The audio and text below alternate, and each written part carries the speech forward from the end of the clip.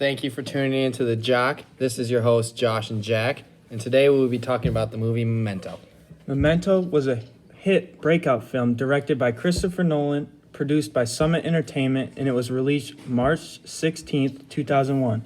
Memento follows the story of a man named Leonard, and he has no short-term memory. All he knows is that a man killed his wife, and during this attack he was injured, and he wants to get revenge.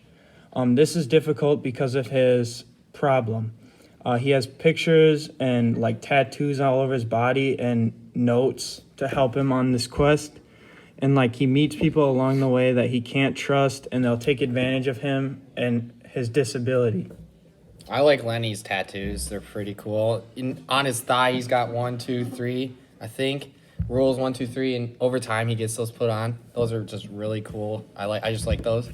It's a really great addition to the story. Yeah. Christopher Nolan is an auteur. This is due to the fact that most of his productions have non-linear storytelling, and that is prominent in this film. Memento has 2 different storylines happening at one time. One is in black and white and moves forward like a normal film, and this one is set in the past. And the other is in color, but it is backwards. And it gives us a scene of Lenny in trouble, and then after it gives us the explanation as to how he got in this trouble. And then finally in the end of the movie, the 2 storylines meet, and it creates a perfect picture of the story. I like how you said the Christopher Nolan, his weird non-linear storytelling. Interstellar, one of my favorite movies. Yep. In the start, we see about the ghost and who's this ghost, but in the end, we find out the ghost was Murph's dad, pushing the books to try and tell him to not let him leave. So, yeah, all his movies just come together at the end beautifully. Now, let's move on let's talk about that tour of Christopher Nolan and how this is shown in Memento. Just to circle back as to what I was saying, there's 2 storylines moving, and one of them is non-linear and the other one is. And this leads to some confusion for some people, but I truly believe if you pay attention to the whole film and you don't blink, really, you'll truly understand what is happening. For me personally, this movie confused the heck out of me. I didn't know whether who killed Lenny's wife, or if she's even dead at the end, or who's the killer he's going for. Is it the glasses guy, or I watched the whole movie, didn't blink once, still confused me. Yeah, I do agree with that, but this movie wouldn't work without the non-linear storytelling because due to Lenny's not illness, but his problem of no short-term memory, we as the audience are kind of put in his shoes where we don't know anything that he doesn't know. So as he learned things, we learn things. It's a complete mystery. That's what I love about it. To me, still just stumps me. I'm used to normal movies where over time you see what's happening. This is backwards. I can't understand it one bit. Like I said, it is hard to follow, but if you pay attention the whole time, even though I do pay the whole attention, yeah, it's still confusing. I do get that. Christopher Nolan does this a lot with his movies, and if you blink, you miss something important, you got to rewind it and be like, wait, what just happened?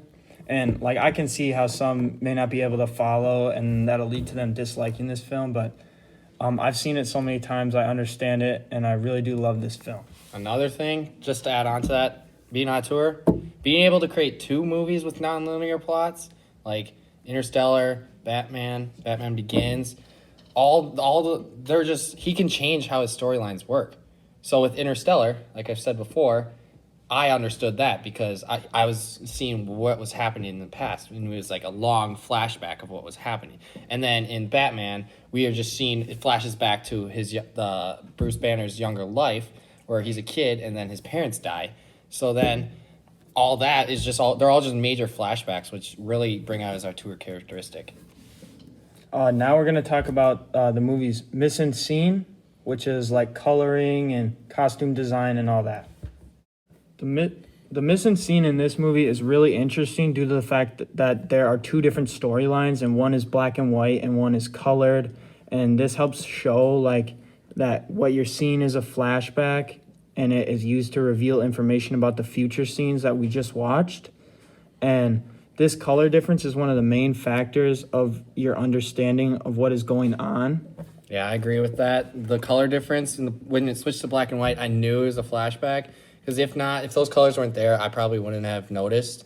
Otherwise, yeah, that just helped me with my understanding of the colors. And the colored scenes, I knew were what in the present of what we were watching. And then when it went white, I'm like, okay, this is flashback. How's this going to reveal something? So it basically prepared me for something I wasn't expecting. Astute observation, Josh. Yeah, because the colored storyline is in reverse chronological order. So when you're seeing something in color, you have no information of this. So you have to watch that scene, and then you get the black and white scene afterwards, and then you realize, oh, this is how he got in that situation. Mm-hmm. So you'll see him being chased by someone or chasing someone, and you're like, how has this happened to him? And then it'll show us a flashback in black and white, and then a colored scene that happened just before that gives you basically a circle of like understanding of what happens. And like the plot flip-flops between these storylines until they finally meet up. I like the music part too. That kind of ties into missing scene. The music's before like action scenes, they're like one note, and then over time it builds up. It's like it's building you up, preparing you for the scene. Yeah. So next we'll talk about how the symbol of the pictures Lenny takes and how those are symbolic to him. So just to recap, Lenny has short-term memory loss.